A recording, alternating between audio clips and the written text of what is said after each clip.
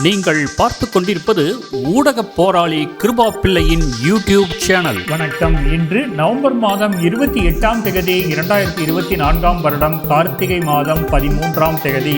EC24 நியூஸின் தலைப்புச் செய்திகள். வாழ்க்கை செலவு அதிகரிப்பு காரணமாக அதிகளவு கடன் படும் கனடியர்கள். இலங்கை பிரதமர் ஹரினி பல நாடுகளின் தூதுவர்களை சந்தித்தார். ஜோதிடர்களை நாடும் முன்னாள் அரசியல்வாதிகள். பாதிக்கப்பட்ட மக்களுக்கு சமைத்த உணவுகளை வழங்க பிரதேச செயலாளர்களுக்கு அறிவுறுத்தல். முன்னாள் பிரதி அமைச்சர் காலமானார். 3 ஆண்டுகளாக குழந்தையை டிராயரில் மறைத்து வைத்திருந்த தாய். கேரள பாரம்பரிய உடையில் பதவியேற்றார் பிரியங்கா காந்தி. தனுஷ் ஐஸ்வர்யா தம்பதிக்கு விவகாரத்து வழங்கியது நீதிமன்றம்.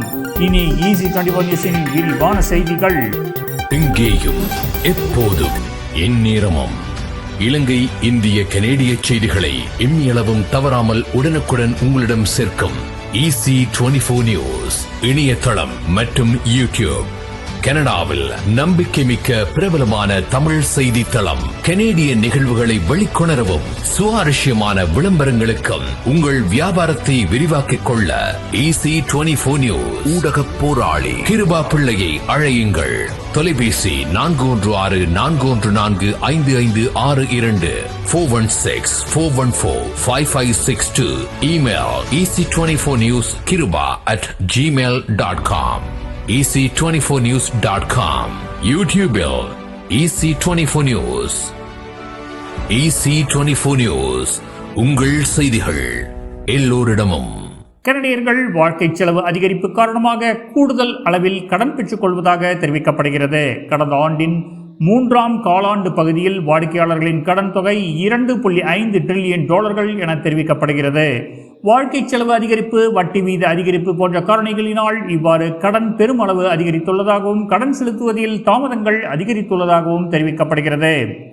இலங்கை பிரதமர் கலாநிதி ஹரினி அமரசூரியவுக்கும் பல நாடுகளின் தூதுவர்களுக்கும் இடையிலான சந்திப்பொன்று பிரதமர் அலுவலகத்தில் இடம்பெற்றது.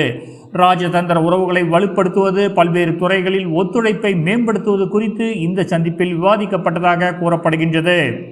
அனுர அரசாங்கம் எவ்வளவு காலம் நீடிக்கும் என்பது குறித்து முன்னாள் அரசியல்வாதிகள் தமது ஆஸ்தான ஜோதிடர்களிடம் ஆலோசனை பெற்று வருவதாக தென்னிலங்கை தகவல்கள் தெரிவிக்கின்றன.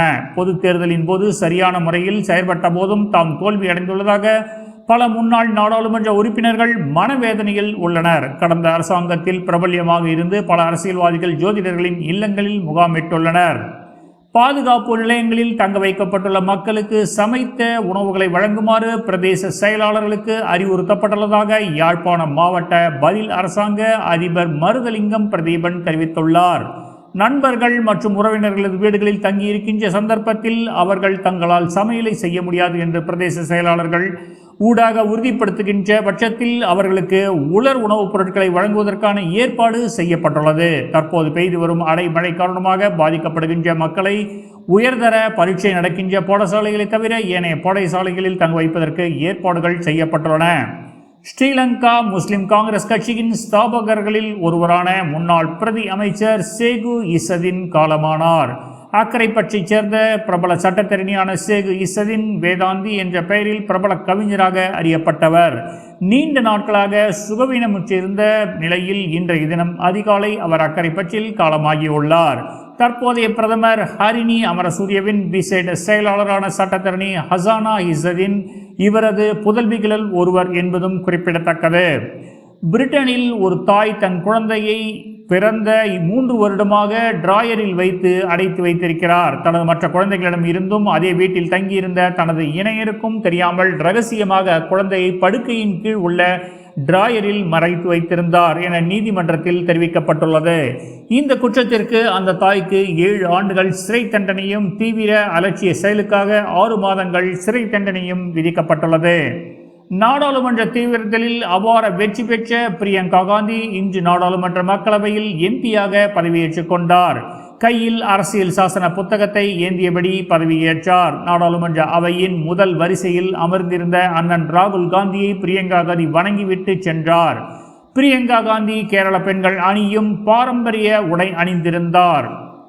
தனுஷ் ஐஸ்வர்யா தம்பதி விவகாரத்து வழக்கு தொடர்பான விசாரணையில் திருமண பந்தத்தில் இருந்து பிரிவதில் உறுதியாக இருப்பதாக நீதிமன்றத்தில் இருவரும் தெரிவித்தனர். இதை பதிவு செய்து கொண்ட நீதிபதி நவம்பர் 27 தீர்ப்பு என தெரிவித்திருந்தார். அதன்படி தனுஷ் ஐஸ்வர்யாவுக்கு விவகாரத்து வழங்கி சென்னை குடும்ப நல கோர்ட் உத்தரவிட்டுள்ளது. 2004 நடைபெற்ற திருமண பதிவை ரத்து செய்தும் உத்தரவிட்டுள்ளது. மேலும் இந்திய செய்திகள், கனடிய செய்திகள் மற்றும் சினிமா செய்திகளுக்கு எங்களுடன் தொடர்ந்து இணைந்திருங்கள். நன்றி.